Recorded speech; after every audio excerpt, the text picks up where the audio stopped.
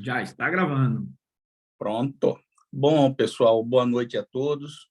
Mais um BSB Tech Talks, um momento único, né, para a nossa comunidade de associados do capítulo, de gestores de TI, governança de TI, em Brasília, em São Paulo, em Pernambuco, no Amazonas.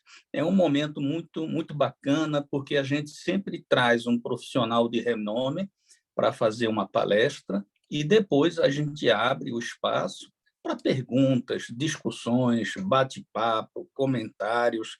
Então, é um momento que me agrada muito, né? É um momento que no passado seria presencial, mas hoje, com virtual, tem a vantagem de atingir muita gente.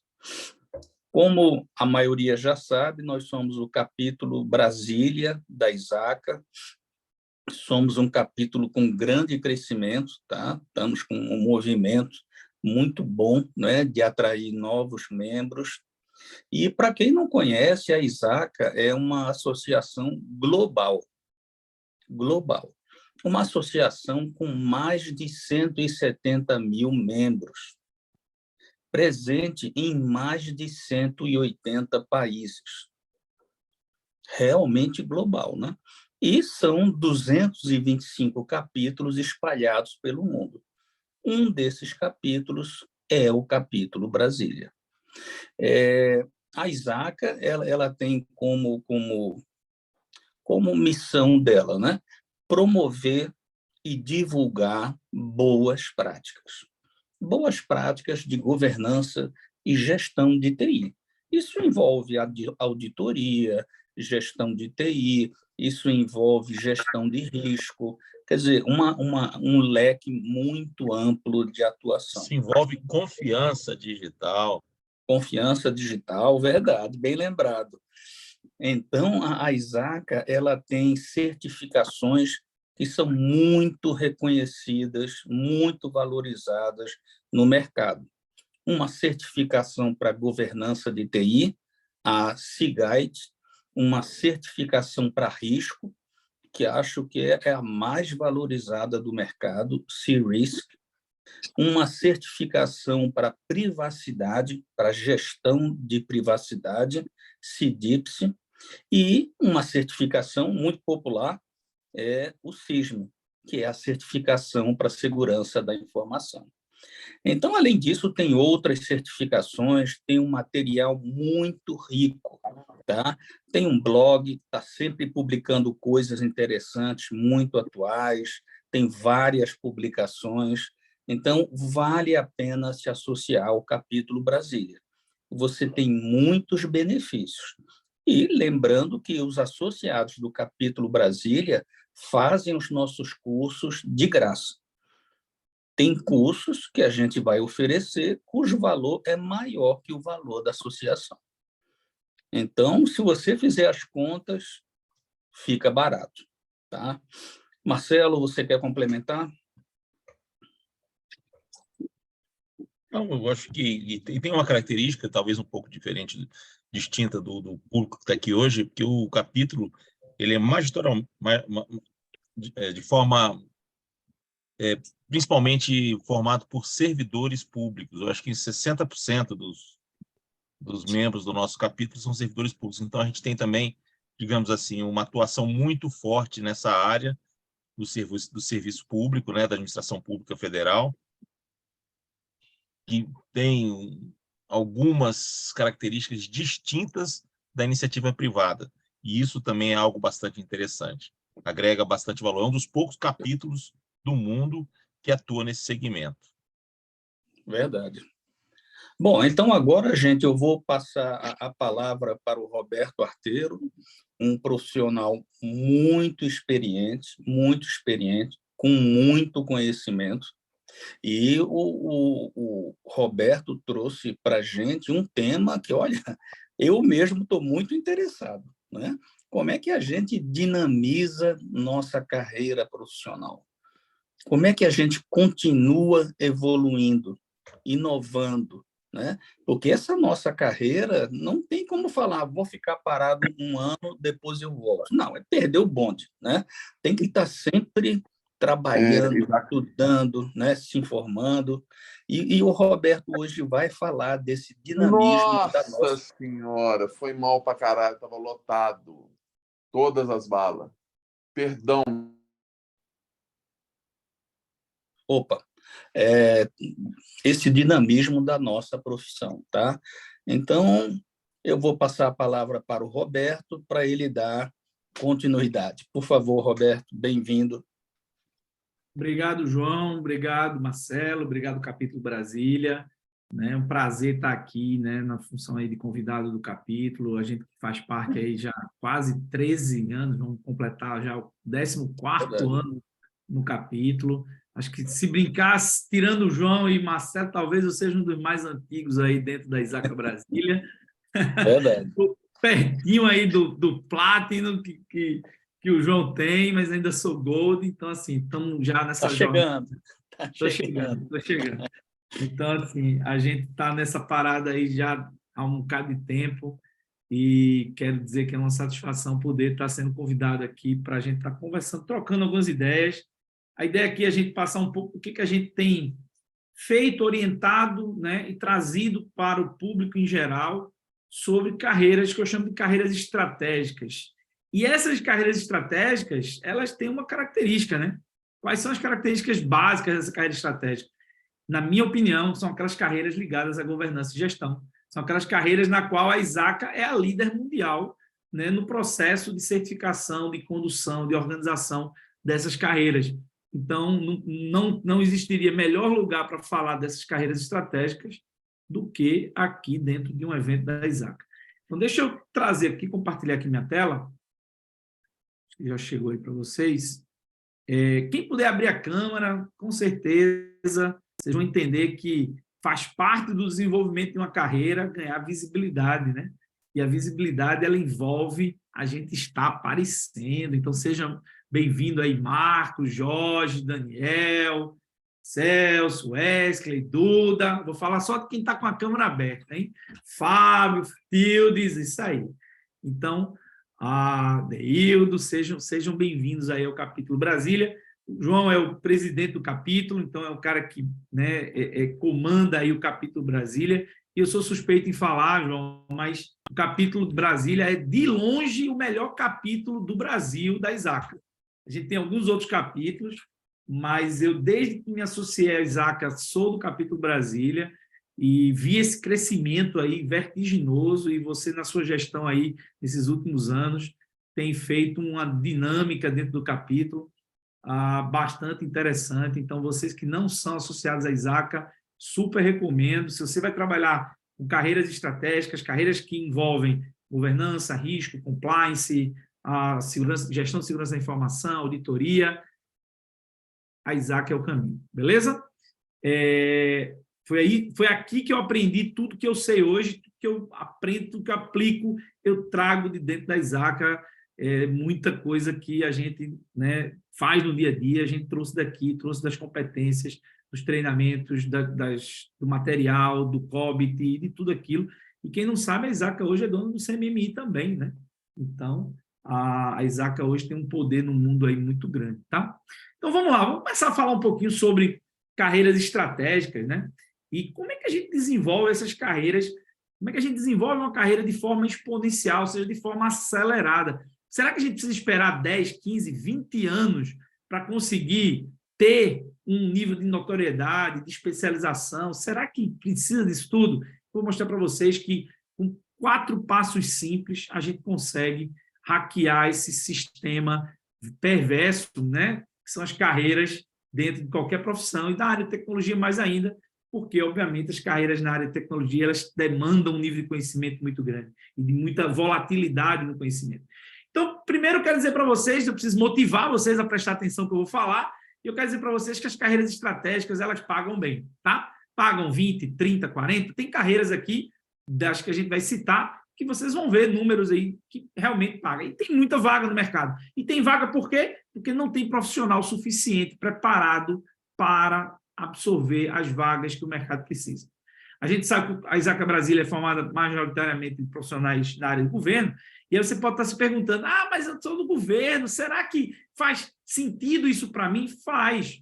Por quê? Porque dentro do governo você tem cargos comissionados, você tem funções comissionadas, você tem... E alguém tem que assumir essa função, e alguém tem que galgar essa função. Por que não você? Né? Então, assim, você pode sim ser um profissional 20, 30K mais dentro do governo, somente por conta de você ter preocupação com a sua carreira, tá? E aí, obviamente, a gente tem que entender o seguinte, se essas oportunidades existem, como é que eu faço para aproveitar elas com alta competitividade? Eu preciso, obviamente, desenvolver essa carreira de forma acelerada, e para isso a gente precisa de um método diferente, e esse método chama-se ITX Pro, é um método exponencial para desenvolvimento de carreiras. Eu vou falar para vocês os 4 passos que a gente tem hoje, que eu ajudo pessoas hoje a percorrer esses 4 passos e acelerar a sua carreira, tá? Então, vamos lá. Vamos para o primeiro passo, que é o mais básico de todos. E aí parece óbvio, né? Vamos planejar a carreira. Mas por onde que eu faço? Como é que eu faço? Quem aqui já sentou e teve a dificuldade de dizer assim, cara, como é que eu planejo minha carreira, né? Como é que eu defino para onde eu vou em termos de carreira? Quem é que já teve essa dificuldade? Eu acredito que quase todo mundo, em algum momento da sua vida profissional, pensou assim, como que eu planejo? Vou mostrar algumas coisas para vocês. E antes de mostrar, eu vou quebrar algumas crenças. Primeira crença que a gente precisa quebrar, isso é muito comum no profissional de TI, é que eu vou sempre para o lugar onde me paga mais, né? Quem aqui já foi para o lugar onde paga mais e, na verdade, desviou da carreira que queria? Por quê? Porque surge oportunidade ali, o cara está pagando mais e você vai para ali, e depois você olha para um lado, olha para trás, passou 5 anos assim, ó, rápido, e você está numa atividade que não era a atividade que você queria. Então, nem sempre, aqui o exemplo do Messi e do Cristiano Ronaldo, né? Ambos tiveram uma proposta para ir para a Arábia. Um foi para a Arábia, o outro foi para os Estados Unidos. O que foi para os Estados Unidos está ganhando 1/4, 1/5 do que o cara que foi para a Arábia. Ou seja, Messi não foi atrás do dinheiro, porque se ele fosse atrás do dinheiro, ele ia junto com Cristiano Ronaldo lá para a Arábia, jogar na Arábia. E o que ele pensou? Ele pensou assim, cara, estou no fim da minha carreira, e quando eu acabar a minha carreira de futebol, o que eu quero ser? Eu quero ser empresário do futebol. E ele fez um acordo com o clube lá que ele foi, e quando acabar os 2 anos de contrato dele, ele tem direito a comprar o clube, um pedaço do clube, por um valor fixado antes dele começar a jogar. Então, ou seja, ele fez o valuation do clube, agora vai passar 2 anos valorizando o clube com o nome dele, e daqui a 2 anos ele se aposenta e ele tem o direito, se ele quiser, comprar um percentual do clube. Então, ou seja, ele está pensando na carreira, ele não está pensando no dinheiro agora. Ok? Ele está pensando no longo prazo. Até porque tem, né, menos de 40 anos de idade, vai viver 80, 90. Não precisa mais de dinheiro. Todo mundo na vida precisa de propósito, né? E carreira não tem a ver só com dinheiro, tem a ver com propósito. Então, o Cristiano Ronaldo não foi atrás do dinheiro, vou lá atrás do dinheiro, nada errado, mas talvez ele não esteja mais preocupado, ele vai encerrar a carreira da vida dele, vai ficar aposentado já aos 40 anos. Mas o Messi não, o Messi tem um plano de carreira maior, que é virar um empresário do futebol. Então, quebrado esse primeiro paradigma na cabeça de vocês, qual é a carreira que vocês devem seguir, né? Como é que eu escolho a carreira para seguir? Existe um método que eu gosto muito chamado PhD. O que é esse método? Esse método, basicamente, ele tem 3 variáveis, 3 métricas: paixão, habilidade e dinheiro. Quando a gente vai escolher o que fazer na vida, a gente precisa primeiro olhar a paixão. O que eu gosto? O que me enche os olhos? O que brilha meus olhos? O que bate meu coração? Porque isso é o que eu devo fazer primeiro. É isso que eu devo perseguir, porque a paixão vai estar próxima do teu propósito de vida, da tua missão, né, daquilo que você acorda de manhã com vontade de fazer. Isso vai te deixar longe da depressão, né, da ansiedade, de uma série de problemas que é comum hoje nas carreiras, e principalmente em carreiras tecnológicas. São carreiras que exigem um nível de estresse muito elevado, as pessoas ficam ansiosas, ficam doentes, ficam com uma série de problemas.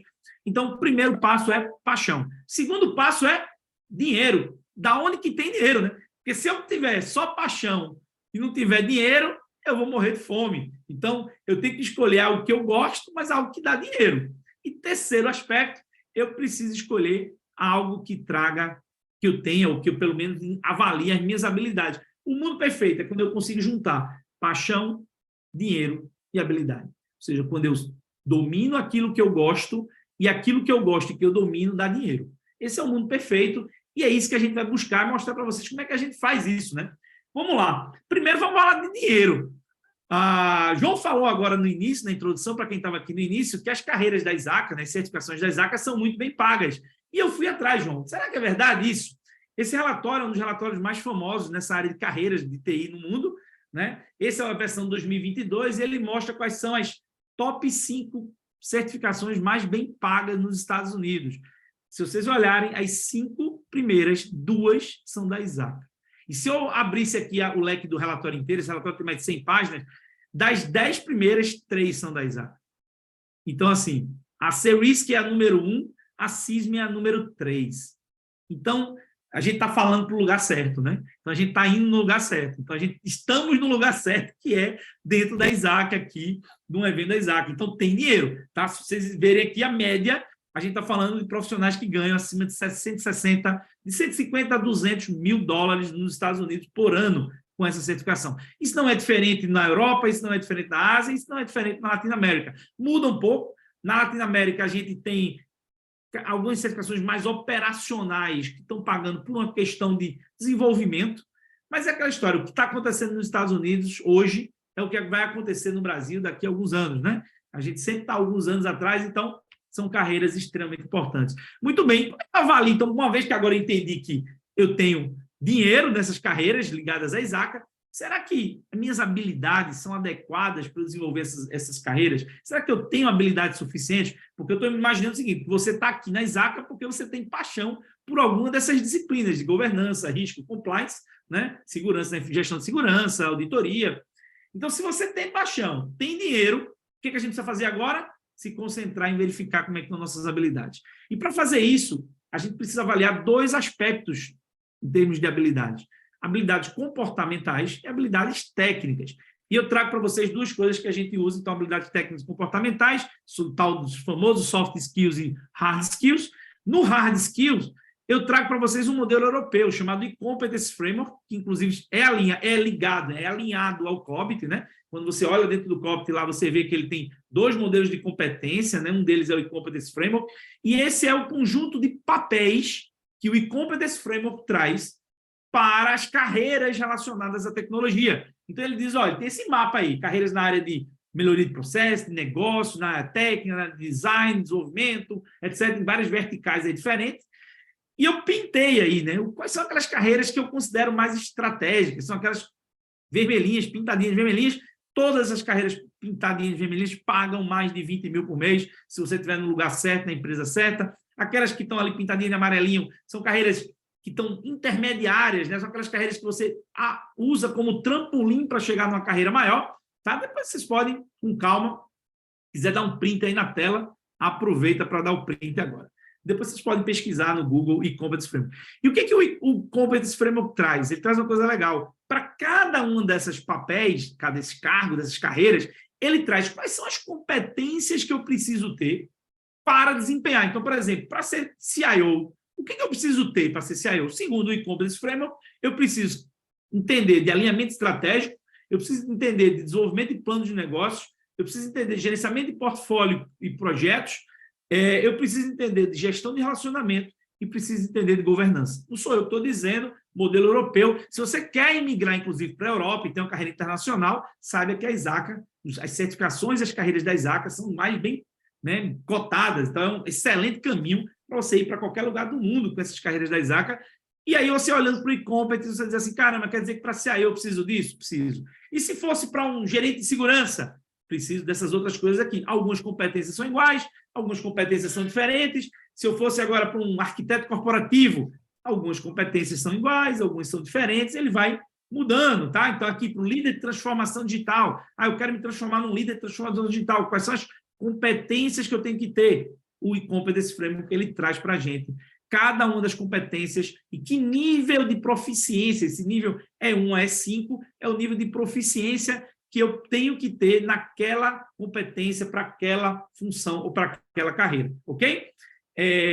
Eu fui mais longe, eu peguei lá no LinkedIn as vagas para essas carreiras estratégicas e resumi e coloquei num mapa de palavras, na nuvem de palavras, quais eram as palavras que mais apareciam nos requisitos para assumir essas funções. E o que apareceu como palavra mais destacada? COBIT, né? Então, COBIT, tecnologia, mas COBIT está ali, ó, auditoria, riscos tem um pouquinho, gerenciamento, então, mas COBIT se sobressaiu em todas essas carreiras estratégicas. Eu peguei e fui mais à frente. Eu disse, tá bom, além dos requisitos, quais são as atribuições que essas carreiras exigem? E eu peguei 30 vagas em aberto, as últimas, fiz uma nuvem de palavras, e o que aparece? Risco, controle, processo, estratégico, essas são as palavras que mais aparecem dentro das atribuições dessas carreiras. Muito bem. Só que além de uma avaliação, ou seja, além de eu avaliar, voltando aqui, essas habilidades técnicas, eu preciso também avaliar comportamento, né? Será que o meu comportamento, meu modelo de perfil comportamental se adequa a essa carreira?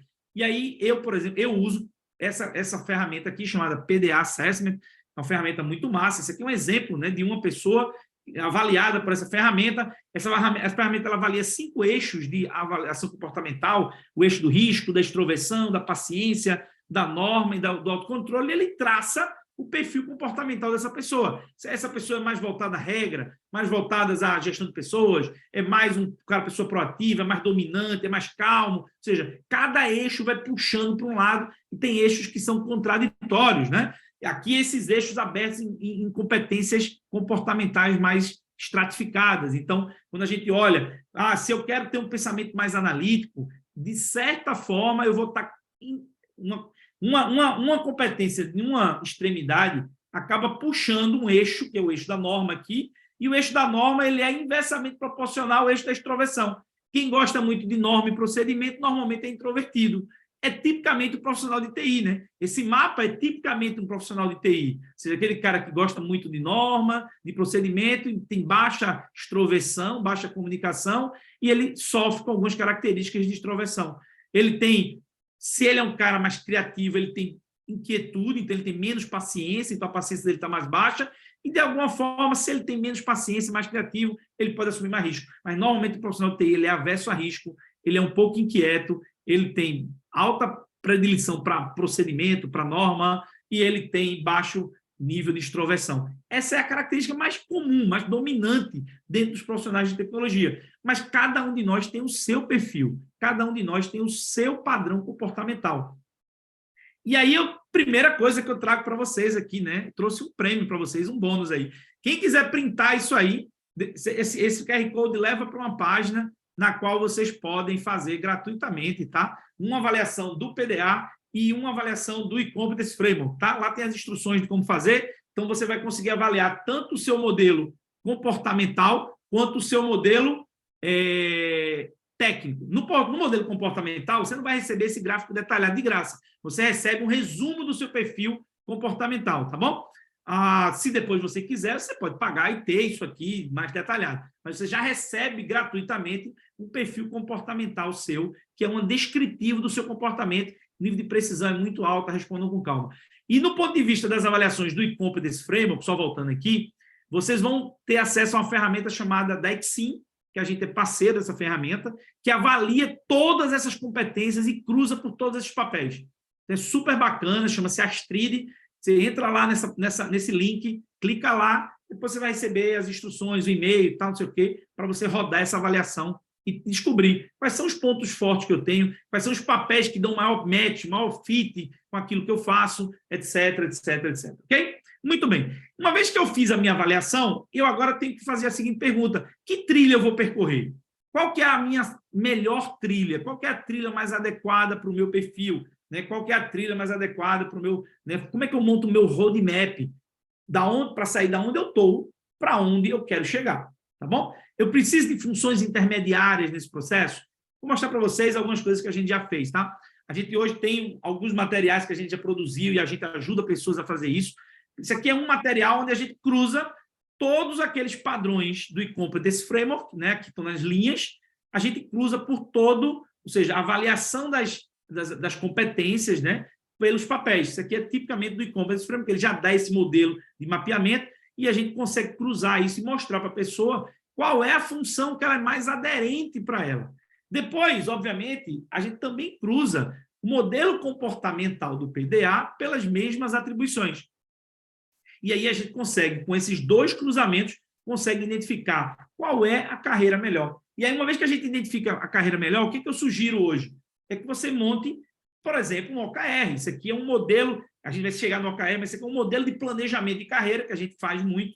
Então, a pessoa, nesse exemplo aqui, ela era analista de governança, ela quer chegar a gerente de segurança da informação, só que nas habilidades que o gerente de segurança da informação exige, são essas habilidades aqui, né?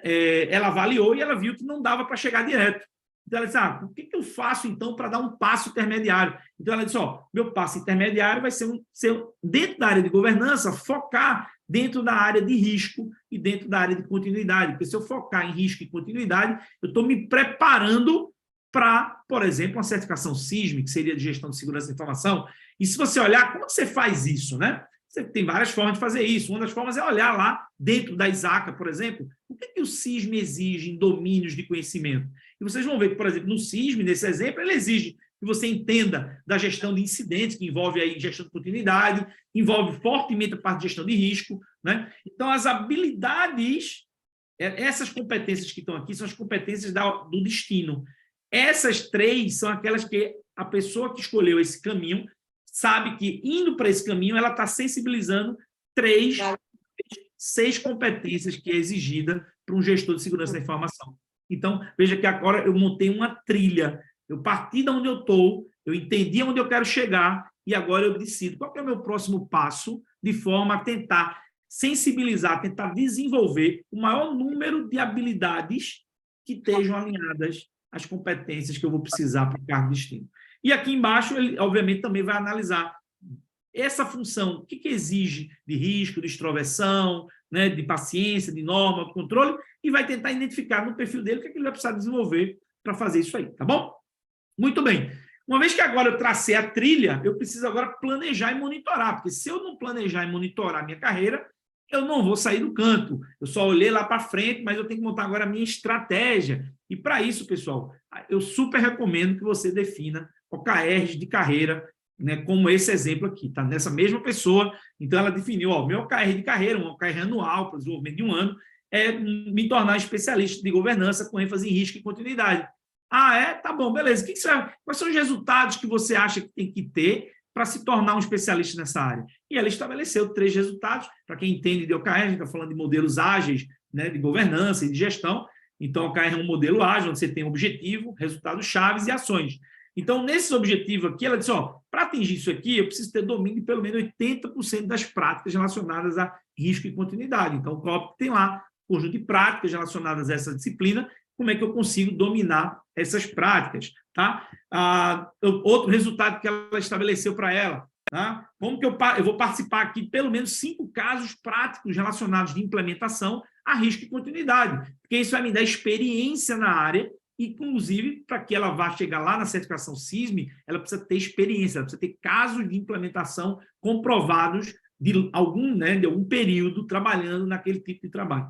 E obter algumas certificações relacionadas. Então, para obter certificações, o que ela tem que fazer? Precisa mapear quais são as certificações que tem nessa área, selecionar algumas certificações e estudar para a prova. Tá? O que eu tenho que fazer para implementar? Eu preciso ser propositiva, eu preciso me envolver com os projetos, preciso ser mais proativa, e por aí vai, tá? Não vou entrar em detalhes. Então, uma vez que eu cumpri o primeiro passo, que eu montei agora o meu plano de carreira, qual que é o segundo passo dos 4 passos do método exponencial? Eu agora vou desenvolver minhas competências. Só que, diferentemente de modelos convencionais, primeira coisa que a gente pensa quando a gente vai ter que desenvolver competências? A gente pensa logo assim, eu tenho que estudar, né? Então, vou agora me matricular em tudo que é curso, em tudo que é MBA, em tudo que é curso de certificação, e vou fazer tudo que é um monte de curso e um monte de prova, porque eu acho que assim é o caminho. Não é assim que a gente pensa? Está errado. Não é assim, né? Esse é o método convencional que todo mundo usa. Não é que está errado, mas assim vai te levar a muito longe o caminho. Por quê? Por um motivo simples. Quem aqui já fez um curso? Quem aqui já fez uma pós-graduação? E pensou assim, caramba, foi massa, mas eu usei isso para quê mesmo? Eu vou usar isso para quê? Eu não sei nem para que eu vou usar esse negócio. Não tenho, passa um ano, a pessoa nunca usou o conhecimento que adquiriu naquele curso, naquela certificação, naquela pós-graduação. Então, pessoal, esse modelo ele não é prático. Então, o que eu proponho? Eu proponho um modelo padrão Matrix, né? E aí, para quem lembra do filme Matrix, e quem assistiu o filme Matrix, vai lembrar dessa cena, né? Quando a Neo, o Neo e a Trinity vão pegar esse helicóptero e ela não sabia pilotar o helicóptero. E o que ela faz? Abre o celular dela e faz tanque, carrega aí o programa de pilotar o helicóptero XPTO. E aí tanque vai lá, carrega na cabeça dela e ela, pronto, aprendeu o suficiente para quê? Para pilotar o avião. Mas ela aprendeu quando? Quando ela precisava resolver o problema. Essa é a estratégia Matrix de aprendizagem, que eu chamo e batizo isso de aprendizagem exponencial. Então, como é que a gente aprende rapidamente no mundo da tecnologia, que depende de aprendizagem rápida? A gente tem 7 passos da aprendizagem exponencial. O primeiro passo não é estudar. O primeiro passo para aprender não é estudar. O primeiro passo é você listar todos os problemas que aquele profissional que você quer ser tem que resolver. Então, como que eu faço isso no mundo aqui da Isaca? Vamos lá no caso daquela pessoa que estava querendo ser gerente de segurança da informação ou especialista em risco. Eu vou lá dentro das certificações, e são muito ricas, tá, pessoal? Se você for dentro do site da Isaca, você vai buscar, e ele vai conseguir, ele vai te dar quais são as job practices, né? Quais são as práticas que essas pessoas têm que fazer no dia a dia. Aí você olha lá, são problemas para resolver. Eu quero saber como fazer um risk assessment, eu quero saber como fazer isso, como fazer aquilo, como fazer... Como. Cada item daquele é um como fazer alguma coisa. Então, a primeira coisa é você listar todos esses comos. Depois que você listar esses comos, você vai escolher um para aprender, para aprender a resolver. Você vai dizer, tá, mas como que eu faço, então, por exemplo, um risk assessment, né? Ah, eu vou lá e consulto uma base de conhecimento, ou algum especialista, ou algum mentor, e vou dizer, como que eu faço para fazer um bom risk assessment? Ah, tu faz assim, assim, assim, assim, assim. Aí eu agora olho para o meu conjunto de conhecimentos, que eu fiz uma avaliação. Será que eu sei fazer isso? Sei não. Então, eu vou agora aprender de forma acelerada e seletiva, modelo Matrix, vou carregar na minha cabeça apenas o que eu preciso para aprender naquele momento para resolver aquele problema. Não tudo que eu preciso resolver, tudo que eu preciso aprender sobre gestão de segurança, mas como é que eu resolvo aquele problema. E eu vou lá e aprendo o conjunto de conhecimento para resolver aquele problema. Aí depois o que eu faço? Tento buscar um passo a passo, um GPS, um guia de implementação, um how-to, como a gente chama na TI, né? E vou para o mundo real e vou executar. Vou lá, vamos ver se esse negócio funciona mesmo. Pega um caso lá, vamos fazer um risk assessment. Funcionou, não funcionou, deu certo, não deu certo. Só que o processo de aprendizagem, para que ele seja fechado, ele tem que ter um feedback, né? Que antigamente, no modelo convencional, atualmente para vocês, que ainda não usam modelos de aprendizagem exponencial, vocês fazem o quê? Uma prova. Eu vou lá e faço uma prova para dizer se eu sei ou não sei fazer aquela coisa.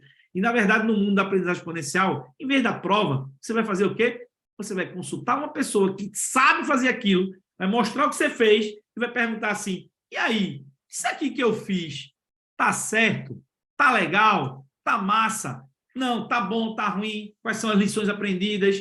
Então, a famosa lições aprendidas guiada por um especialista que tem experiência em resolver aquele tipo de problema. Então, quando você faz isso, você consolida o aprendizado. Então, essa é a parte mais importante dentro de uma carreira exponencial dentro da área de TI. Porque se a gente ficar, como muitos de vocês estão, buscando aprender um monte de coisa, fora de ordem, um monte de coisa para depois buscar. A gente aprende tudo e depois a gente busca os problemas para resolver. Aqui é o contrário. Eu busco os problemas para resolver e só aprendo aquilo que eu preciso para resolver o problema. Ok? Então, pensa sempre no modelo Matrix quando você for fazer isso aí. E isso também serve para o modelo dos soft skills, né? Então, quando eu vou desenvolver meus soft skills, eu também tenho que pensar dessa forma. Ah, por que eu vou ter que aprender tudo isso? Vou estar liderança, criatividade, pensamento crítico, gestão de pessoas? Não. Qual é o desafio que você está vivendo agora? Qual é a competência comportamental que você precisa desenvolver baseado na sua avaliação? Você vai cirurgicamente desenvolver aquilo. E tudo isso recai numa pergunta, né? Arteiro, devo ser um cara generalista ou devo ser um cara especialista?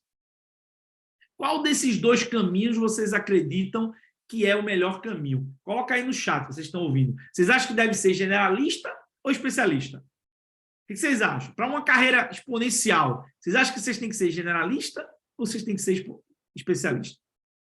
Vamos ver o que vocês estão respondendo aqui. Deixa eu abrir o chat aqui. Vamos ver quem é que está. O Alfredo colocou especialista, o Wesley colocou generalista.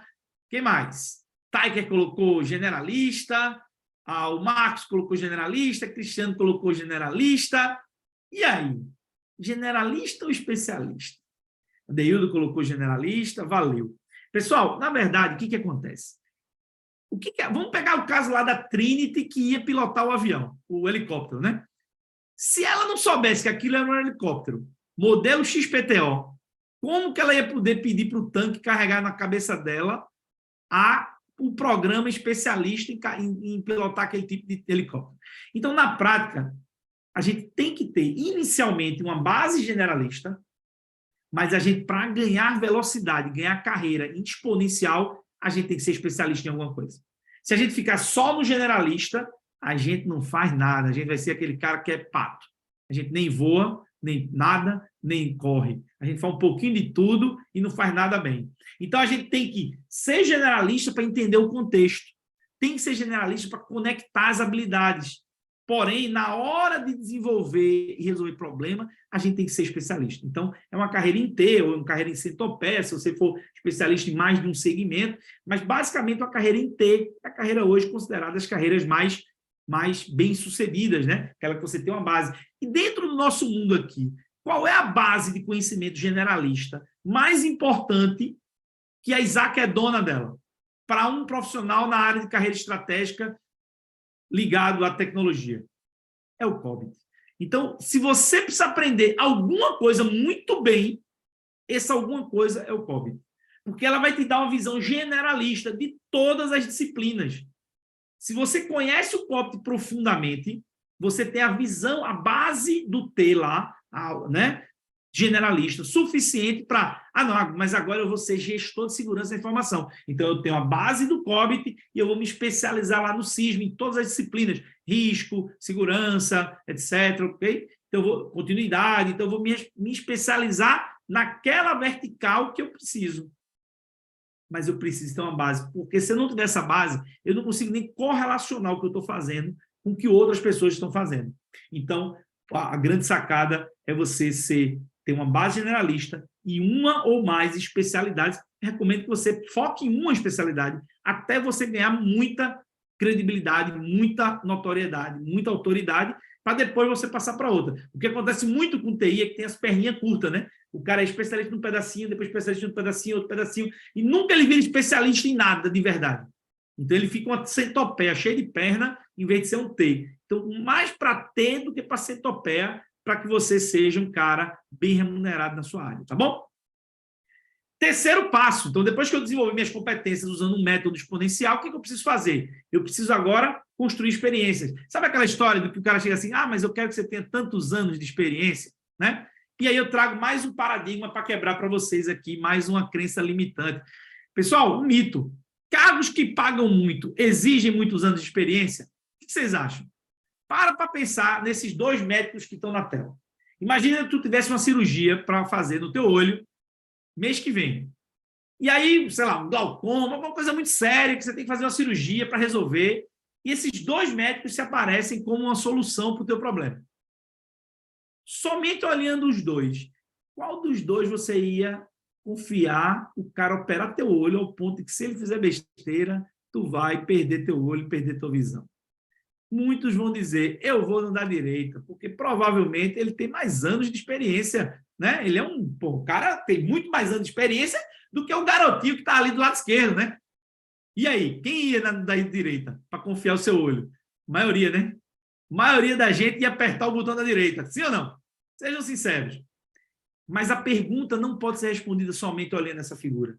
A pergunta que tem que ser feita é o seguinte, qual dos dois tem mais casos de cirurgia de glaucoma feitos nos últimos anos? Essa tem que ser a pergunta. E se a resposta para essa fosse o da esquerda, o jovem, tem 300 cirurgias feitas nos últimos 2 anos, e o da direita só tem 10 cirurgias feitas nos últimos 2 anos, qual dos dois agora vocês iam? Provavelmente seria na esquerda. Ou seja, pessoal, experiência não é medida em anos, experiência é medida em casos de implementação, enquanto você foi para o campo de batalha e fez acontecer. Engraçado que eu estava um dia desse, eu fui fazer uma palestra, João, e me perguntaram assim, faz uma mini bio e tal, e aí foi em Brasília, inclusive, e aí eu fui fazer uma mini bio, E aí eu fui assim, cara, eu vou fazer uma coisa, eu estava muito em cima dessa história de experiência na medida em anos, mas eu não vou falar em anos, não. Eu disse assim, eu quero saber quantas horas de implementação dessa parada de governança, risco e compliance eu já fiz na minha vida. E eu fui fazer uma conta, né? Passei assim uns 3, 4 horas pegando todo o meu histórico de vida e eu cheguei à conclusão que eu já tive mais de 40.000 horas trabalhando com governança, risco e compliance. Então, o que interessa não é a sua idade, é a quantidade de horas de voo. Já, né, a gente avalia piloto assim, né? Não interessa a idade do piloto. Quantas mil horas de voo esse cara tem? É assim, e naquele avião. É isso que me interessa. Então, a mesma coisa é no mundo da TI. Você não vai atrás do cara que tem mais idade. Nem os recrutadores vão. Eles vão em cima das pessoas que têm mais vivência, mais campo de batalha, mais horas fazendo o que tem que ser feito, tá? Então, como que a gente faz isso?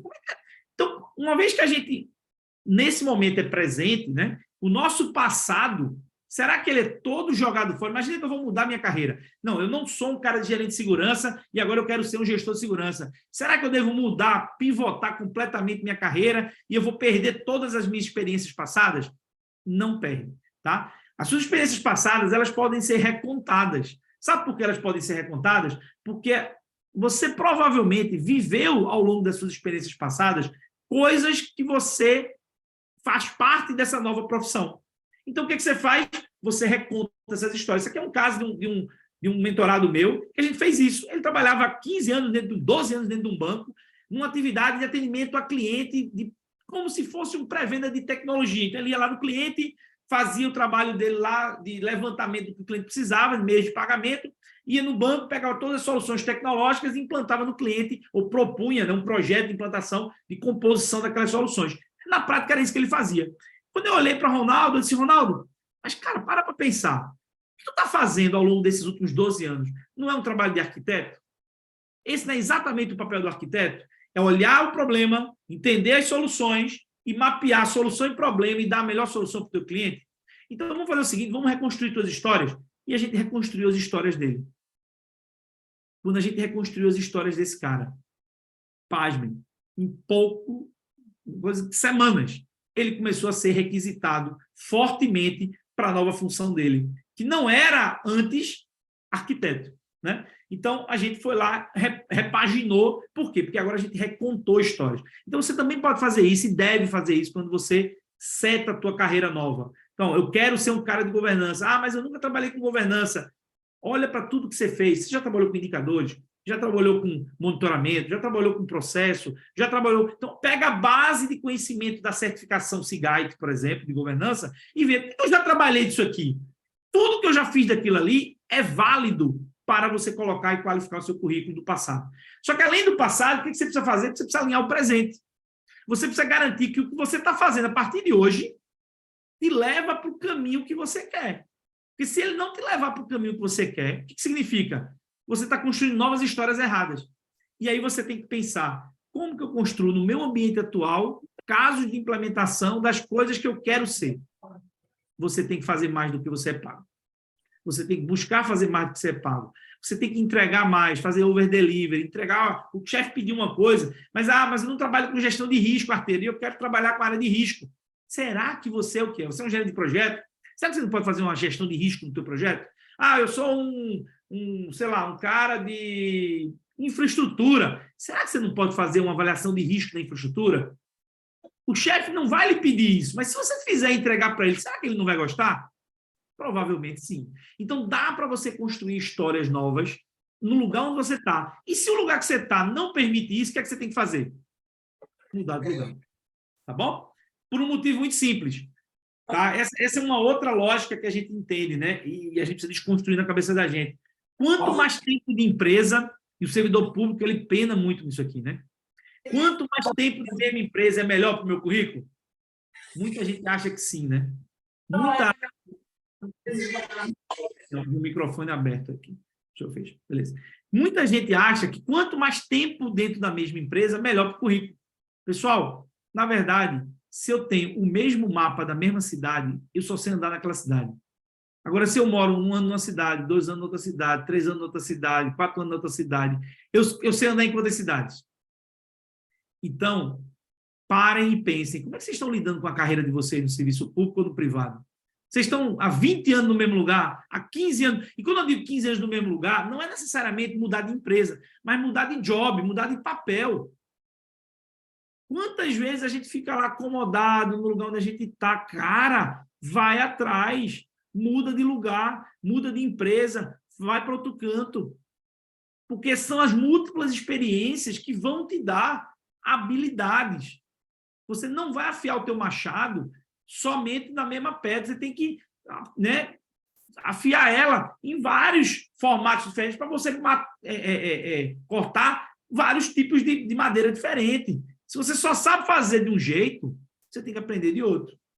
Então, essa é uma crença que atrapalha muito as carreiras dos profissionais e, sobretudo, daqueles da área pública, né? E como é que eu documento esses casos práticos, né? Eu documento basicamente baseado em 3 elementos. Eu digo qual que é o desafio que eu tinha, qual foi a solução que eu dei e qual foi o resultado que eu obtive. E muita gente fica falando, dentro dos seus currículos do LinkedIn, em vez de falar de resultado, fica falando lá, ou quando vai botar no seu currículo, quando vai explicar para alguém, não, porque eu sou bom naquilo, porque eu sou bom na tecnologia, eu sei fazer. Ninguém está querendo saber o que você sabe fazer, não.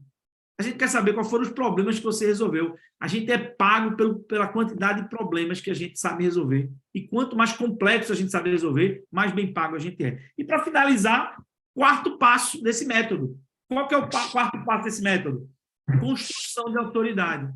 Então, assim, você não vai ganhar notoriedade, não vai ganhar mais, se você, tudo que fizer, guardar para si. Você precisa dar visibilidade ao que você faz. Você precisa ganhar autoridade nisso. E tem uma outra premissa que a gente muitas vezes se engana, né? Uma outra crença, que é a crença do, para se tornar atrativo, eu preciso sempre de mais conteúdo, de mais certificações, de mais cursos, de mais isso, de mais aquilo. E a gente é viciado nisso, porque a gente, na verdade, tem uma dependência emocional a isso. A gente quer ser reconhecido porque a gente era o mais inteligente na época da escola, depois, por isso, a gente foi fazer computação, foi fazer informática, e a gente era o cara mais inteligente, e a gente quer esse reconhecimento a vida inteira, e a gente fica buscando milhões de certificações, milhões de conteúdos, e, na verdade, pessoal, o segredo não está no conteúdo, o segredo está na forma. O segredo não é o que mudou do Uber para o táxi.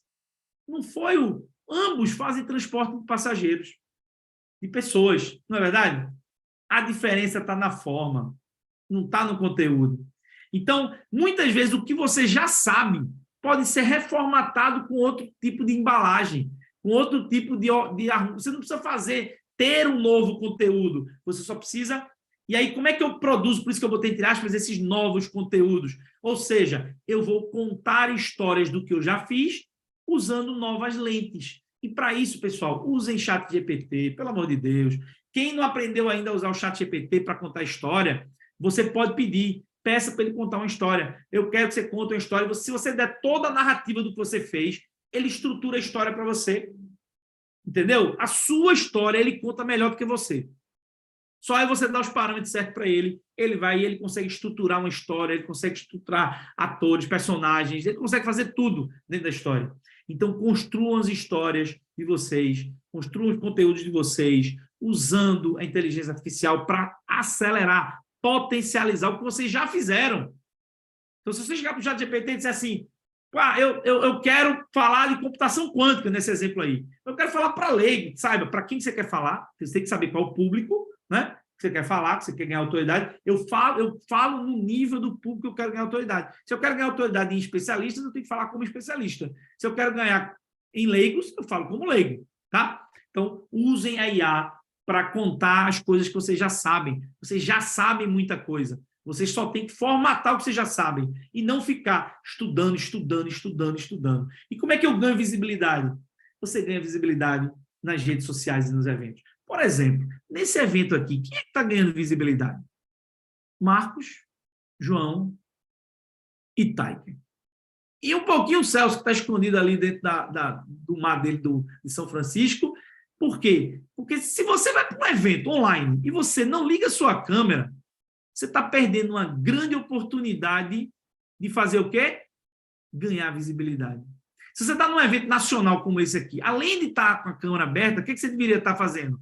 Você deveria colocar o logo do seu nome, ou sua rede social, ou o lugar de onde você está falando, né?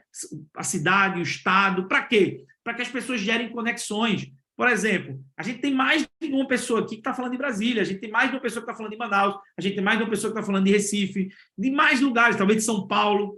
Então, se vocês abrem a câmera de vocês, colocam a rede social, se posta adequadamente na frente da câmera, aparece para o mundo. Não, mas eu só vou aparecer. Não, você tem que aparecer. E como é que eu apareço mais do que apenas ligar a câmera? Daqui a 5 minutos, João vai fazer uma pergunta para si. Quem quer fazer uma pergunta? Prateiro. E aí, o que acontece? Sabe quem aparece? Quem faz pergunta. E eu me lembro, João, eu tenho uma história para a gente fechar aqui. Eu ia para os eventos, né, quando eu comecei essa jornada de governança, eventos em São Paulo, tinha 1.000 pessoas, GRC Meeting, GRC não sei o que lá, 1.200 pessoas, 2.000 pessoas. Eu era um no meio de 1.000, né? E eu disse assim, caramba, eu vim de Recife, né? Já uma autoestima baixa por conta disso e tal, os caras lá tudo de São Paulo e Parará. Eu disse, pô, como é que eu vou aparecer nessa parada aqui no meio de 1.200 pessoas? Porque só quem aparece é quem está no palco, né? Palestrante. E eu disse assim, é fácil. Não vai ter nenhuma palestra que quando o cara perguntar quem quer fazer uma pergunta, arteiro não levanta a mão. Eu vou levantar a mão para todas as palestras. E para isso, o que eu fazia? Eu estudava antes da palestra, eu sabia os temas das palestras, eu dava uma pesquisada, então já chegava na palestra com dúvidas. Quando o cara terminava a palestra, eu era o primeiro a levantar a mão. Então, assim, lá vem aquele pentelho do arteiro fazer pergunta. Eu era o cara que fazia todas as perguntas. Só que nos primeiros anos eu era o cara que fazia as perguntas. Quando acabava a palestra, sabe o que acontecia? Eu ia para junto do orador, do palestrante, e ia fazer mais perguntas para ele. E quando alguém me via junto do palestrante fazendo pergunta, fazia, eu não sei quem é aquele cara não, mas aquele cara deve ser um cara conhecido, porque ele está junto do palestrante, né? Isso em todos os eventos, em todas as palestras. Sabe o que aconteceu com o tempo? Em poucos anos eu saí da plateia e fui ser palestrante. Porque as pessoas me conheciam. As pessoas sabiam meu nome, porque toda vez que você vai fazer uma pergunta, eu sou Roberto Arteiro, falo aqui de Recife, sou de tal empresa, e eu queria fazer uma pergunta. A pergunta é tal. E eu sempre colocava uma pergunta inteligente, não uma pergunta boba qualquer. Eu me forçava, isso era para mim uma métrica de resultado. Se eu fosse para um evento e não fizesse uma pergunta em cada palestra, não era arteiro. Então, pessoal, se você quer ganhar visibilidade, você tem que estar sendo visto, você tem que estar participando. Porque se você simplesmente está aqui de missa de corpo presente, você não vai aparecer para ninguém. Entendeu? Então, os eventos são grandes momentos para gerar networking, para gerar conhecimento, para gerar interconexão, conexão entre pessoas, é o que faz as pessoas crescerem. Se você não se conecta, você não cresce, tá? Quantas pessoas aqui são de Brasília? Levanta a mão. Só vai levantar a mão quem está na câmera, né? Beleza. Quem aqui é de Manaus? Levanta a mão. Massa. Quem aqui é de São Paulo? Levanta a mão. Olha lá, tem Manaus ali, o Wesley também. Quem é de São Paulo? Massa. Quem é do Rio? Tem alguém do Rio? Rio de Janeiro? Quem mais? Que cidade mais vocês estão falando? Vamos lá. Vamos lá. Quem tem alguém de Santa Catarina? BH, eu sei que tem gente de BH. Olha lá, Lucas lá, BH, tem gente de BH. Tem gente de Recife? Com certeza tem gente de Recife, né? Eu sou de Recife. A Duda, o Adeildo, muito bem. Então, entenderam? A Alana também, olha lá. Tudo bom, Alana? Então, a gente vai aparecer à medida que a gente se conecta. Então, se Taiker sabe que o Wesley é de Manaus, com certeza já vai rolar aí uma conversa. Diz assim, pô, onde é que Taiker, o que Taiker está fazendo que não faz parte da associação lá que o Wesley é o presidente da associação dos profissionais de TI. Vê se eu aprendi certo, Wesley. Dos profissionais de TI do Amazonas, é isso? Isso aí. Então, exatamente. Até te mandei um oi aí também pra gente bater um papo. olha Aqui aí. eu sou igual tu, cara. Eu gosto de falar pra caramba. Eu não ficava fazendo arteiro porque meu nome não é arteiro, mas eu também estava sempre muito... Fazia suas artes, né? E, além de tudo, tem a camisa mais bonita do mundo. Essa parte eu discordo um pouquinho, tá certo? Mas a gente não vai falar de futebol hoje, não. Né? Então, vamos lá. Então, resumindo tudo que eu falei, pessoal, os 4 passos para você construir tua carreira exponencial são esses 4 aí, tá bom? Se quiser dar um print para lembrar depois de tudo que eu falei, a gente planeja a carreira, a gente desenvolve competências, a gente constrói experiências e a gente constrói autoridade. É isso que a gente tem que fazer, né? A gente consolidou tudo isso, desenvolveu tudo isso nos últimos 3 anos. A gente tem hoje uma mentoria que roda com profissionais, tem vários nossos mentorados aqui na sala hoje. Por quê? Porque a gente tem feito isso acontecer na prática, no mundo real, ajudado pessoas a construir carreiras exponenciais, conseguem crescer nas suas carreiras, seja público ou privado, conseguem, eu tenho casos nos 2 mundos, tá? Que conseguem crescer rapidamente. Pessoas que, por exemplo, eram coordenador de Service Desk, né, coordenadorzinho lá, atendia telefone e tal, não sei o quê, em 3, 4 anos virou gerente, diretor de planejamento estratégico corporativo da instituição.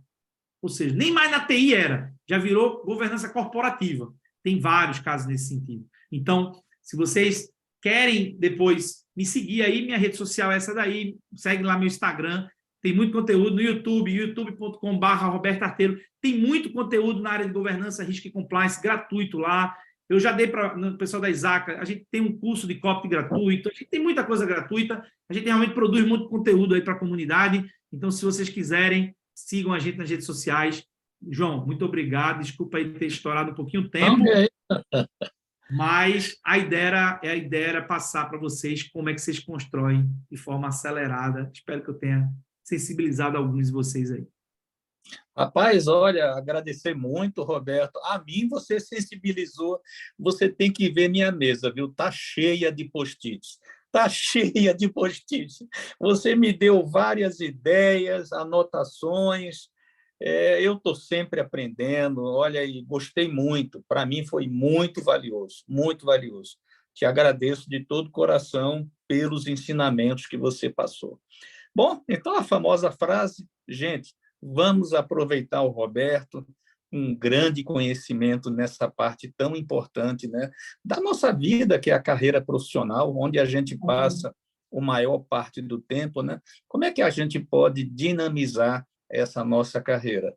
Fiquem à vontade. E aí, quem quer fazer pergunta? Quem quer fazer alguma colocação, algum complemento?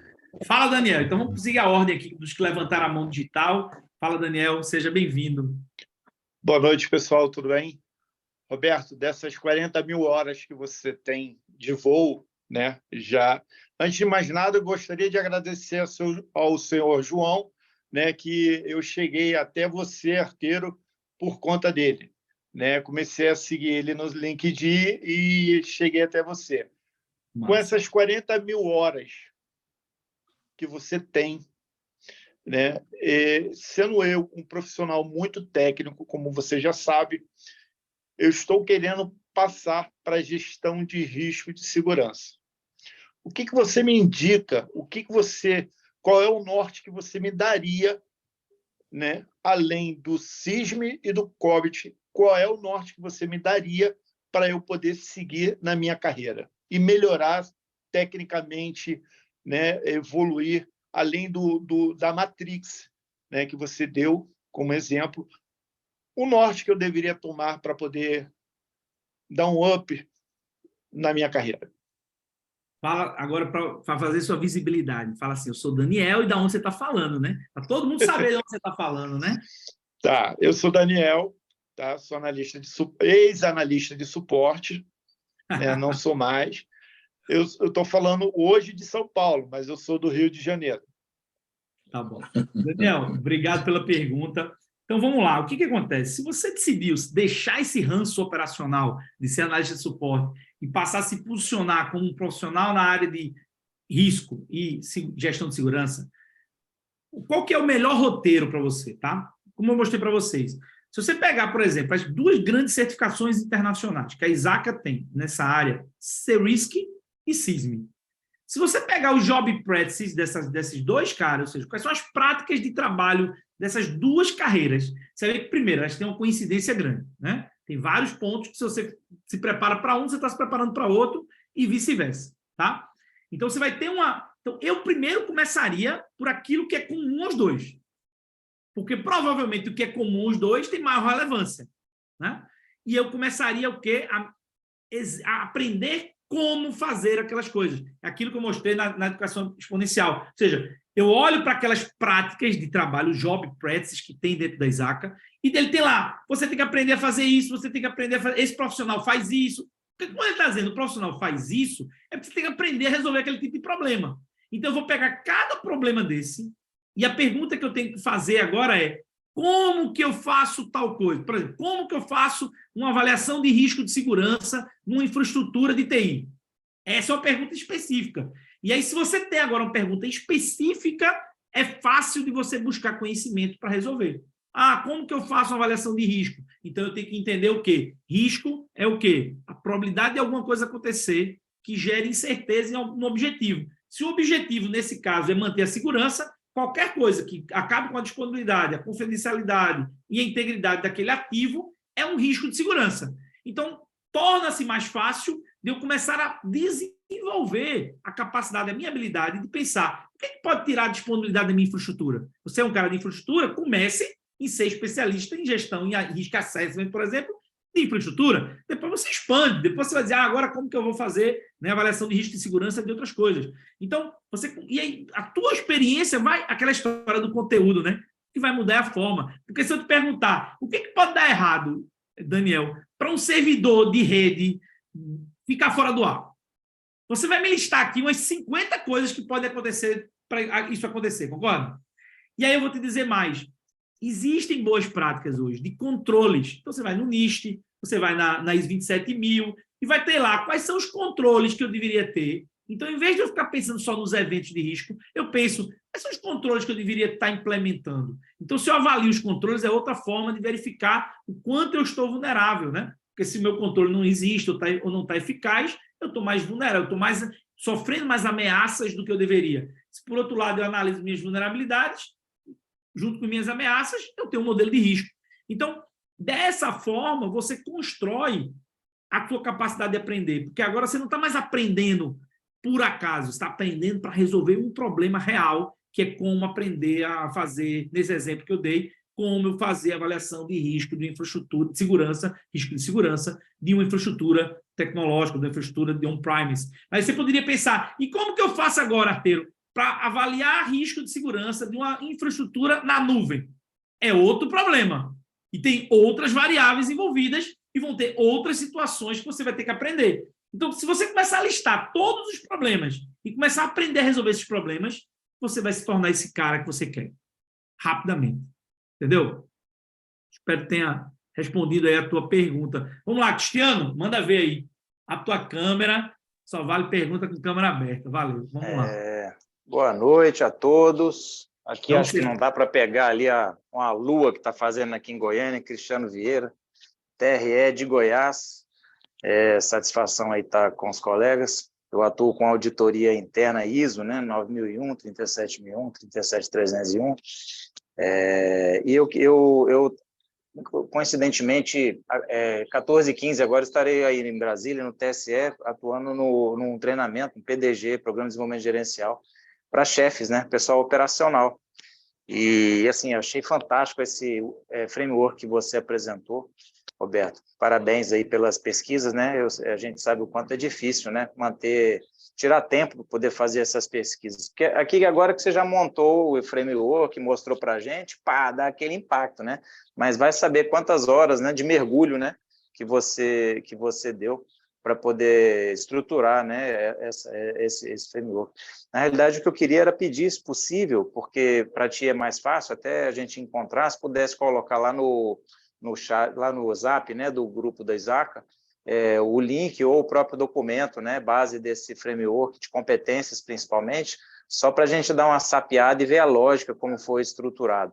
Né? Porque eu costumo dizer o seguinte, que o gestor de linha hoje, ele tá no pior dos mundos. Talvez uma das dificuldades, um dos lugares mais difíceis de estar hoje é com o gestor de linha. Por quê? Porque ele está no meio do sanduíche. Ele está gerenciando as pessoas que estão insatisfeitas, porque não estão numa posição muito grande, né, muito boa, e o pessoal de cima que está cobrando resultado.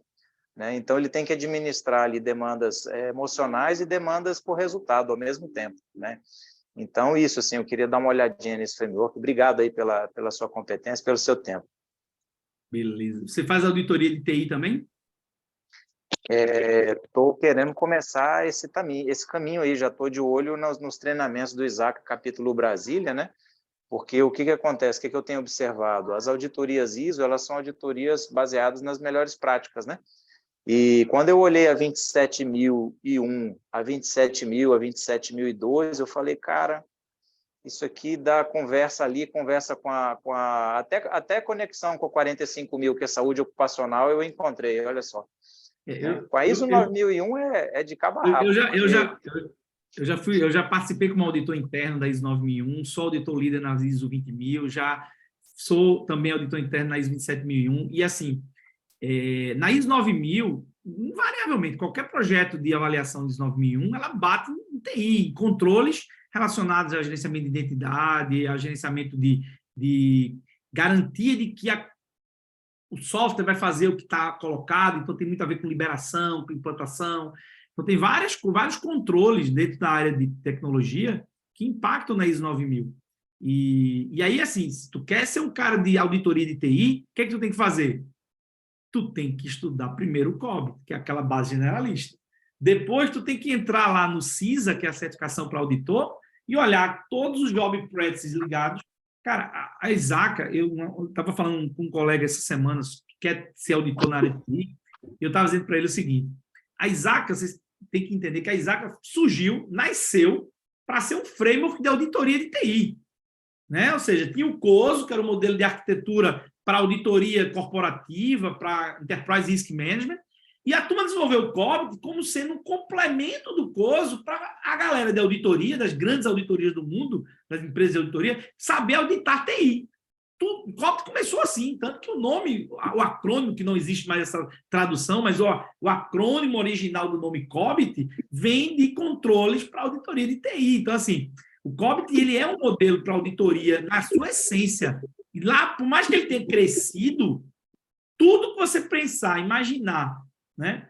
Eu estava vendo essa semana os programas de auditoria prontos, já tem programa pronto de auditoria para você fazer auditoria de machine learning, né?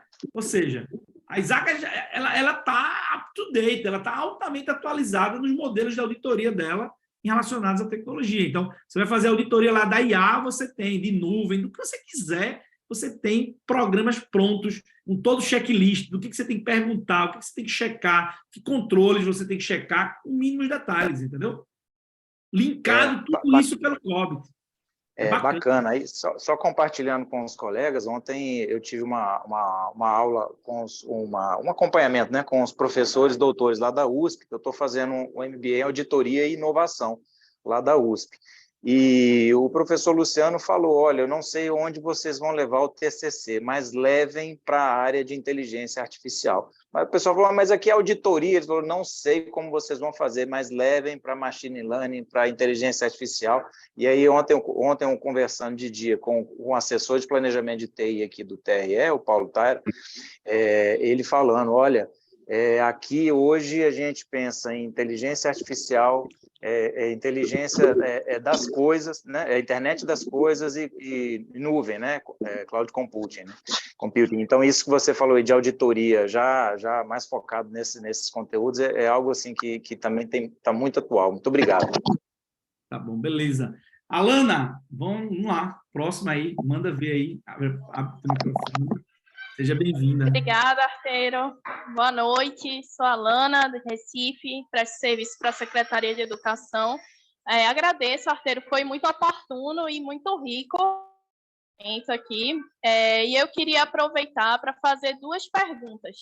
Primeiro, quando você fala de planejamento e controle, né, da carreira profissional, eu tenho uma dificuldade com ferramentas de controle, né?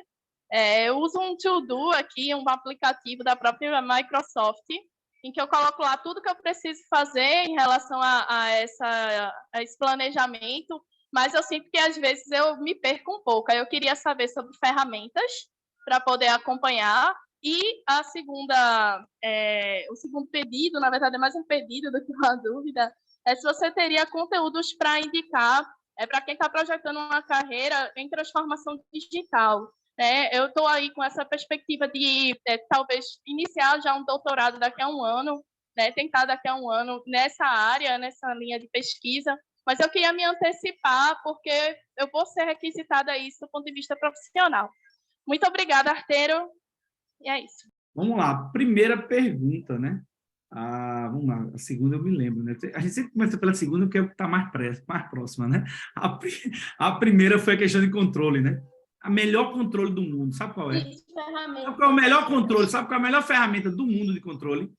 Pega um canvas como aquele que eu mostrei aqui, imprime, bota na parede do teu quarto, pega um monte de post-it que nem João está fazendo aí, ó, e tudo que tu for fazendo, tu vai arrancando os post-it e botando novo. É o melhor modelo de controle que existe, porque é visual, gestão à vista, está provado dentro de qualquer modelo de administração que a gestão à vista é o melhor e mais eficiente modelo de acompanhamento e de monitoramento que existe. Então, faça a gestão à vista. Imprima lá em A3, aquele canvas, né, com o teu OKR de carreira, e aí coloca lá e começa a monitorar e vai botando post-it de monitoramento, de acompanhamento do OKR, que você sabe fazer OKR, a gente já trabalhou junto com essa parte. Então, monitore teu OKR de carreira, não dependa de ninguém, vá lá, manda ver, constrói. Porque a única dica que eu dou é que, na hora de você construir os OKRs, né, ou seja, os Key Results, o teu objetivo de carreira 1, os teus Key Results, um Key Result voltado para desenvolvimento de competência, pelo menos um desenvolvimento da autoridade e um desenvolvimento da construção de experiências, que são os 3 passos do método. Por quê? Porque se você só estuda, nada contra teu doutorado, tá, Lana? Mas se você só estuda, você não aprende nada.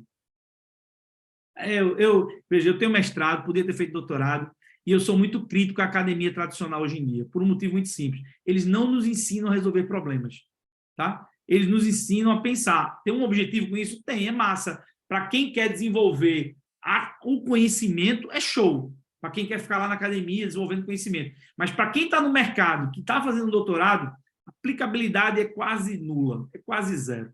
Tá? Então, se tu vai fazer um doutorado, aí vem a sua segunda pergunta, tenta imaginar da seguinte forma: que problemas um profissional de transformação digital tem que resolver?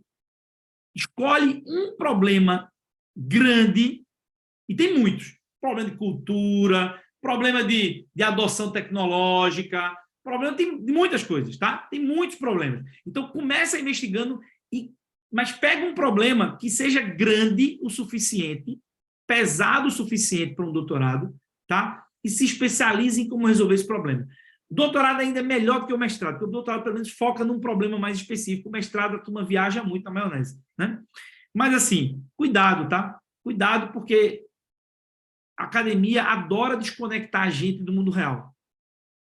Então, o seu orientador não conhece os problemas da transformação digital, porque ele nunca fez um processo de transformação digital, ele nunca participou de um projeto de transformação digital na vida dele. Então, o seu orientador é o pior orientador que você pode ter para lhe ajudar a resolver o seu doutorado. Essa é a única dica que eu dou, tá bom? Então, cuidado com essa visão acadêmica em excesso, se você quer vir para o mercado. Se você disser assim, não, eu quero virar professora da universidade e tal, beleza, show de bola, vai lá desenvolver pesquisa e tal. Mas se você quer pegar a tua pesquisa e torná-la aplicável para o mundo real, o teu orientador não é o melhor orientador. Pega um co-orientador do mercado que não seja o teu orientador da academia. Melhores projetos de doutorado que eu já vi juntaram um orientador real, que é o formal, e um co-orientador que é quem de verdade fez a diferença. E esse co-orientador do mundo real, alguém que sabe fazer transformação digital, que está vivendo os problemas, que sabe dar ideias, que sabe dar soluções e que vive esse problema, entendeu? Porque senão tu vai cair num mergulho conceitual que não vai te ajudar em nada. Eu não sei se eu faria doutorado. Eu não recomendo doutorado. Sozinha, né? Eu não recomendo doutorado para ninguém, porque eu não fiz, então não recomendo para ninguém. Tá? Mas se você quer fazer, pelo menos procure um orientador do mercado, tá? Bom, gente, já estamos Tem mais terminando. uma pessoa só aqui, Fábio. É mais uma? Então vamos lá. Uma última. Fábio, vai lá. Manda ver, Fábio. Boa noite. Primeiro, agradecer nessa apresentação maravilhosa. Com certeza, agregou bastante na carreira, acho que de todo mundo, na minha agregou bastante, né? E eu queria só contar aqui que eu comecei a minha carreira com cibersegurança, né? Já trabalhava com hardening em servidores e equipamentos Cisco, e fui convidado para trabalhar na aeronáutica, lá no SIDAC Taquato, em Manaus. Passei 9 anos da minha vida trabalhando na área de cibersegurança em operações, 4 anos em operações de cibersegurança e 4 anos na parte de gestão, né? E depois que o projeto acabou, segui minha carreira e hoje eu atuo como um consultor, né, de segurança e cibersegurança e privacidade de dados, e faço ali alguns aconselhamentos baseados na ISO 27001. Tenho algumas certificações da ISO 27001, como também auditor líder, e nesses aconselhamentos eu aprendi bastante de modelo de negócio. E quando eu aprendi como eu aprendi bastante esses modelos de negócio agregado à cibersegurança, à segurança da informação, né, eu comecei a estudar o quê? A prova do CISM. Por quê? Porque eu quero me tornar um CISO. Tá? Então, eu acho que eu segui a lógica aí que você apresentou, né, de construir um modelo de carreira para mim, né, baseado no que eu já vinha fazendo. Então, os aconselhamentos e entendendo o modelo de negócio das empresas que eu aconselho, né, então eu comecei a estudar o CISM e acredito que esse mês eu faço a prova para agregar mais na carreira, né? Massa, show de bola, parabéns. Tu fala de Manaus também? Hoje eu moro, eu saí de Manaus, hoje eu moro em Feira de Santana, interior da Bahia. Show de bola, o Brasil todo conectado. E João não fez a propaganda, mas eu vou fazer. O capítulo Brasília tem cursos planejados aí. Então, quem não faz parte da Isaca Brasília, recomendo se associar. Por exemplo, nós vamos ter, João, quando vai ter a preparação para a certificação CRISC?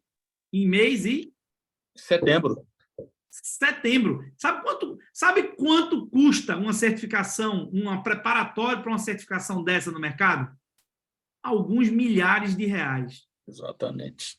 E você vai ter de graça, só sendo associado da Isaca. Exatamente. Não é só essa, não. Tem uma lista aí. Ele é ninja em conseguir instrutor dentro da própria Isaca. Eu vou estar, inclusive, junto com ele, fazendo preparatório para a SIGAIT, início do ano que vem. Então, quem quer se preparar para trabalhar na área de governança corporativa, o preparatório para a SIGAIT, eu vou ser instrutor desse curso, né, junto com o João, e a gente vai fazer, acho que está previsto para o início do ano que vem, né, João? Isso, perfeito. Então, tem toda uma agenda aí, tá? Então, se você não é associado da Isaca, seja rápido, porque senão você vai perder logo o próximo curso do próximo mês. Né? Porque se deixar para o ano que vem, você já perdeu o de CRISC, já perdeu, se não entrou antes, o de CISM que teve, não foi? Teve Isso, é muito bom. Teve um de CISA, né? Então, assim, teve um para auditor, teve um para gestor de segurança, e vai ter de novo. Então, se mantenha. Eu estou há 13 anos, vou para o 14º ano dentro da Isaca e não saio da Isaca, tá? Porque é na Isaca que eu consegui todo o conhecimento que eu tenho, né, com interação, conexões. Então, super recomendo para todo mundo. Taiker está com a mão levantada, a João já tinha dito que não tinha mais espaço para ninguém, está todo mundo querendo ir embora. Mas fala, Taiker. Rapidão, vai. A minha é rápida. Boa noite, eu sou o Taiker, estou falando aqui de Manaus. Aí, ó, mais um manto sagrado na tela. Só tem flamenguista nesse negócio de Manaus, rapaz. Tem que acabar com essa história aí. Eu sou um entusiasta da área da transformação digital e inovação, né? Muito mais agora com Arteiro, né? Depois de ter feito aí algumas avaliações. E aí agora veio uma pergunta para mim, né? A gente se desenvolve onde, né, o negócio pega fogo. E a gente sabe que no mundo onde pega fogo é no Vale do Silício. E no Brasil? Onde pega fogo? Depende de inovação, transformação digital. Inovação. Veja, os maiores parques tecnológicos de inovação e transformação digital do Brasil hoje se concentram em 3 lugares, tá? São Paulo, Recife, Santa Catarina. Os que não são desses 3 lugares, que me perdoem, mas é onde tem os maiores polos tecnológicos de inovação e de desenvolvimento tecnológico do Brasil, né? O Porto Digital aqui em Recife, o São Paulo, obviamente, absolutamente natural, né, por ser o maior estado do país, e o pessoal do CAT lá, né, de Santa Catarina, que também o polo tecnológico de Santa Catarina é muito forte. Tem outros polos em desenvolvimento. BH tem um polo que está sendo construído de desenvolvimento tecnológico muito grande. O Ceará tem um polo de desenvolvimento tecnológico que está crescendo muito. Manaus já teve, né, essa pujança. Manaus já foi o principal polo de desenvolvimento tecnológico e inovação do país, com a Zona Franca e tal, e perdeu muito essa onda, né? Perdeu muito essa parada, ficou para trás. E tem algumas outras iniciativas. Rio Grande do Sul tem alguma coisa, né? Também ali ao redor da UFRSE, na Universidade Federal de lá, mas assim, estruturado, que gera negócio, que gera efetivamente movimentação. Você está falando de São Paulo, aí, Campinas, São José do Rio Preto, todo aquele interior ali que volta em torno do ITA, da Unicamp, São José dos Campos. São José dos Campos, né? Então, todo aquela conjunto de cidades ali que estão ao redor do ITA e da Unicamp são grandes polos de desenvolvimento tecnológico em algumas áreas. Então, eu quero trabalhar na área de aeronáutica, investimento em aeronáutica, vou para São Paulo. Eu quero trabalhar com sistemas embarcados. Tem muita coisa sendo feita de sistemas embarcados aqui em Recife e também em Santa Catarina. Eu quero trabalhar... Então, dependendo do que você quer, tem lugares que têm mais desenvolvimento do que outros hoje. Mas, de uma certa forma, tem polos sendo construídos de desenvolvimento de inovação e tecnologia, hoje espalhados pelo Brasil inteiro. O que você tem que fazer é se conectar onde você está, de preferência, para começar. E Manaus também tem os seus polos, né, Wesley? Que não me deixe aí mentir. Ó. O Wesley é o cara que vai conectar você, Taiker, na galera de inovação e transformação digital aí de Manaus. Tranquilo? Beleza. Bom, pessoal, o papo não terminou aqui. O papo continua no grupo de associados, no WhatsApp. Vamos bater uma foto, né, João? Todo mundo abre a câmera para a gente bater uma foto, né? Legal, para registrar esse momento, botar lá no grupo. Para quem não veio, ficar com vontade de ter vindo, né? É verdade. Ele vai ficar assim, uau, devia ter vindo, né? E tal. Então, vamos lá. Todo mundo aí abre a câmera para a gente bater uma foto massa. Olá, dou-lhe 3, dou-lhe 2, dou-lhe 1 e... Olá, todo mundo, sorriso. Show! Vou botar lá no grupo. Então, gente, vamos continuar esse papo, tá? No nosso grupo do Zap, vamos continuar nos canais do Roberto, né? O Roberto apresentou os canais. Amanhã o Roberto vai disponibilizar a apresentação para vocês, tá? Para vocês terem acesso. Então, vamos transformar essa experiência de hoje numa experiência contínua, continuar aprendendo, continuar trocando informações, trocando experiências. Esse é o espírito do capítulo Brasília, tá bom? Roberto, mais uma vez, muito obrigado a todos os presentes, muito obrigado pelo interesse, pela atenção, e próxima semana tem mais. Souza, só antes de terminar, libera aí compartilhamento, porque eu caí e perdi o host aqui. Eu quero mostrar um negócio. Já está compartilhado, já está permitindo. Tá, beleza. Estão vendo aí, pessoal? Nós fechamos essa... Eu fiz a propaganda, agora o Marcelo está... É claro, você subiu a bola. Eu levantei a bola, você agora corta. Você agora chuta. Então, é o seguinte, é só para vocês, essa é a programação de cursos do capítulo Brasília, tá certo? Ó, em cima está bem claro. Desse semestre. Daqui a 3 semanas, nós vamos estar tendo um curso de IT Risk Fundamentals, 22, 23 e 24, com os papas do assunto, Leandro e Souza Neto, 2 CRISCs. Além de CRISCs, CRICAS. Né? Vocês vão aprender muito. Com os caras que entendem muito. Você falou do curso de CRISC, né? Essas datas, elas têm um pequeno equívoco aqui, mas vai ser em setembro, mais ou menos nessas semanas aí, a 2ª e a 3ª semana. COBIT 2019 Foundation, 24 e 25 de outubro. Isso foi fechado na reunião segunda-feira, agora essa semana. Então, como você mesmo bem colocou, doutor Roberto Arteiro, não, vale a pena se associar à ISACA, em particular ao capítulo Brasília. Essa é a nossa programação. Quem vai mexer com segurança e risco é o semestre da área de segurança e risco. Ó. Verdade. IT Risk e NIST. Você vai sair daqui ao final do ano, você está fera no monte de coisa. Temas que não saíram da cachola do Souza, do Leandro, da sua, da minha, de ninguém do capítulo. Isso aí foi feito um levantamento junto aos associados. Quais temas vocês acham que a gente... Então, nós fizemos a programação para o segundo semestre de 2023 e para o primeiro semestre de 2024. Somos democráticos. Então, tá bom, gente. Obrigado a todos. Até a próxima. Boa noite. Boa noite, gente. Até a próxima. Abraço, valeu. Siga aí, rede social, a gente se fala por lá, tá bom? Manda mensagem, segue a gente vai estar se falando por aí, tá? Um abraço. Pessoal.